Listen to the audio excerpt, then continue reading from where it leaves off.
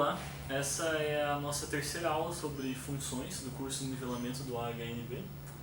Hoje nós vamos falar sobre função sobrejetora, injetora e função bijetora. Bom, primeira função sobrejetora. Função sobrejetora, a definição dela é que ela é uma função em que todo elemento do meu contradomínio recebe, é o correspondente de ao menos um elemento do domínio. Formalmente a gente escreve desse jeito aqui, com símbolos matemáticos a gente escreve assim, isso aqui se lê f é sobrejetora, C e somente C, para todo y pertencente a B, existe x pertencente a A, tal que f de x é igual a y. Ou seja, se para todo elemento do meu contradomínio existir um elemento no domínio, tal que f daquele elemento é esse meu primeiro elemento do contradomínio, certo? No diagrama, a função sobrejetora é identificada pelo seguinte: todo elemento aqui do meu conjunto B tem que receber ao menos uma seta.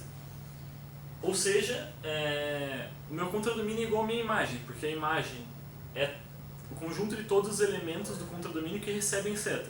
Se todos os elementos do contradomínio receberem seta, o contradomínio é igual à imagem. Então, uma função sobrejetora eu posso dizer que é uma função onde o meu contradomínio é igual à minha imagem. Bom, outro tipo de função é a função injetora. A função injetora é uma função onde cada elemento do contradomínio recebe no máximo uma seta. Formalmente a gente diz que f é injetora, C e somente C, para todo x e y pertencentes a A, que é o nosso domínio,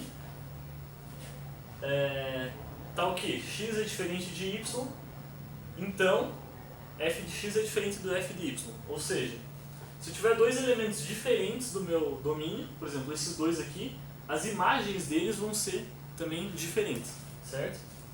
Então, uma função injetora eu vou identificar aqui no meu diagrama da seguinte maneira: cada elemento do meu contradomínio pode receber no máximo uma seta, certo? Vejam que não há necessidade de que todos recebam seta.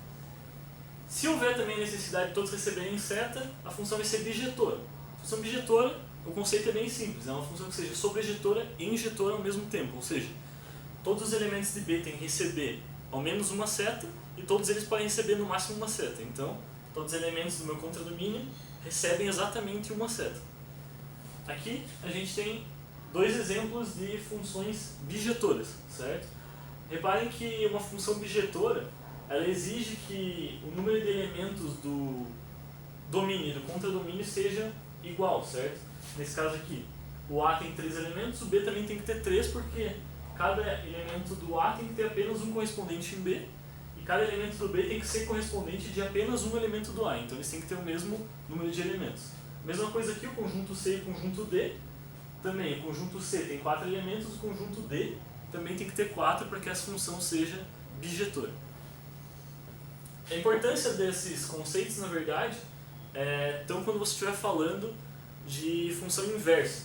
Uma função, para ela ter uma função que seja sua inversa, ou seja, para garantir que a inversa dela também seja uma função, essa função tem que ser bijetora.